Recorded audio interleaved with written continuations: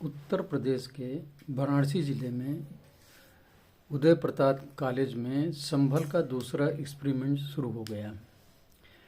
यहाँ पर जो मस्जिद है कॉलेज के अंदर, इसमें पहले नमाजी बहुत कम आते थे, कभी कभार आते थे। जब से वक्फ बोर्ड ने उसको क्लेम किया है कि ये वक्फ बोर्ड की ज़मीन है, तब से इस शिक्षा के मंदिर में आप समाचारों में देख रहे होंगे और सूचना माध्यमों में आ रहा है कि नमाजियों की संख्या बढ़ गई है। ये एक सोची समझी साजिश के तहत ये सारी कार्रवाई हो रही है। ये उकसावे की राजनीति, उकसावे के बढ़ावे ये हर जगह पहल करते हैं और फिर निर्दोष अपने को साबित करने के लिए पॉलिटिकल पार्टियों का सहारा लेते हैं और उनको सहयोग देती हैं। ये बड़ा विडंबना है देश में कि जब कहीं भी कुछ होता है ये तथाकथित माइनॉरिटी के साथ, क्योंकि माइनॉरिटी में तो है नहीं, इनकी आबादी करोड़ों में है। आज की डेट में 30 करोड़ के आसपास ये पहुंच रहे हैं और जो माइनॉरिटी में यहाँ रह रहे हैं दूसरे धर्मों के लोग, उनकी तो माइनॉरिटी ये समझते ही नहीं। तो इनको माइनॉरिटी का दर्जा देके हिंदुओं के बाद सेकंड है लार्जेस्ट जनसंख्या वाली धर्म पर ये इनके हथकंडे हैं। वक्फ बोर्ड का तो अनलिमिटेड जो हथकंडा है, जहाँ भी उंगली रख दे उसकी ज़मीन हो रही है और उसको सपोर्ट करने के लिए नमाजियों की हुजूम लग जाती है।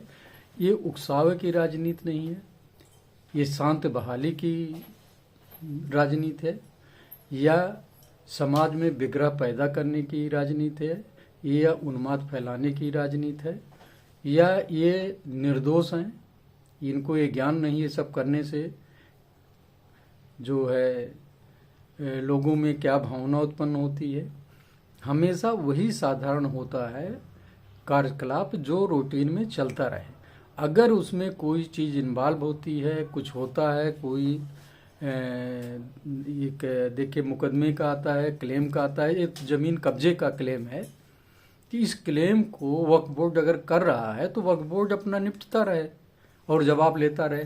नमाजियों की संख्या बढ़ाकर उस शिक्षा के मंदिर में ये क्या करना चाहते हैं, क्योंकि मैं अब देख रहा हूँ कि समाचार में और मैं बनारस में ही हूँ, यहाँ पर जो उपद्रव हो रहा है, जो बच्चों ने, वहाँ के छात्रों ने इसका विरोध किया, ये प्रतिक्रिया के विपरीत प्रतिक्रिया होना शुरू हो गया है। मतलब यहाँ अगर सद्भावना कायम है तो उसको कैसे बिगाड़ा जाए, इनसे सीखिए, वक्फ बोर्ड के सिस्टम से और उनके समर्थकों से। और बाद में निर्दोष और गलती हो जाती है तो उसे माफ़ करना चाहिए, ये आगे नहीं होगी, ये बच्चों ने कर दिया, ये इनके नारे रहते हैं। इसको कब तक इग्नोर करेंगे? सख्त कार्रवाई होनी चाहिए कि हर जगह तुम नमाज के सहारे क्यों उपद्रव फैला रहे हो। इस पे बिल्कुल एक कानून आना चाहिए कि अपने अपने दायरे में, अपनी अपनी जगह पर, जहाँ विवाद नहीं है वहाँ गैर विवादित जगहों पे अपने सारे कार्यक्रम करें और जहाँ विवाद है वहाँ पर केवल वादी और प्रतिवादी ही रहें, बाकी हटें। ये होना बहुत ज़रूरी है कानूनी रूप से। बाद में सारा दोष कानून के ऊपर आएगा, कोर्ट के ऊपर आएगा, बहुत सारे मीडिया शुरू हो जाएंगे। कोर्ट तो बिल्कुल उसको ज्ञान ही नहीं है क्या डिसीजन देना, यहाँ तक बोलते रहते हैं। तो ये सब मौका नहीं देना चाहिए और सरकार को बहुत सख्ती से इसमें पेश आना चाहिए। कोर्ट को भी संज्ञान में लेना चाहिए।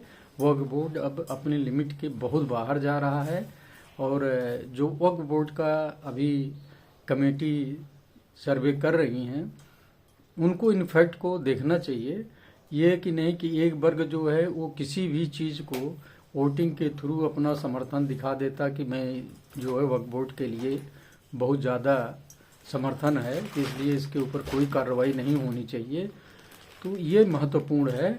ये कि नहीं कि सच क्या है उसको उनको नहीं दिखा। हमने वोटिंग ज़्यादा की, हमारे समर्थक ज़्यादा हैं, मतलब बहुमत मेरा है, तो इसलिए वक्फ बोर्ड में कोई अमेंडमेंट या कोई वो नहीं होना चाहिए। ये बहुत महत्वपूर्ण डिसीजन है जिसको नहीं लेना चाहिए इनको। और मैं कहना चाहूँगा कि अब समय आया है कि किसी को कोई स्पेशल दर्जा न दिया जाए, किसी उसको संस्था को जुडिशरी पावर न दी जाए। जो पावर हो जुडिशरी में हो और उसे सभी धर्मों के जजों के द्वारा सुना जाना चाहिए और किसी इंडिविजुअल के संस्था से नहीं सुना जाना चाहिए। व्यक्तिगत उनका कोई डिसीजन देश के लिए और देश की जनता के ऊपर लागू नहीं होना चाहिए। ये बहुत ज़रूरी है। धन्यवाद, नमस्कार।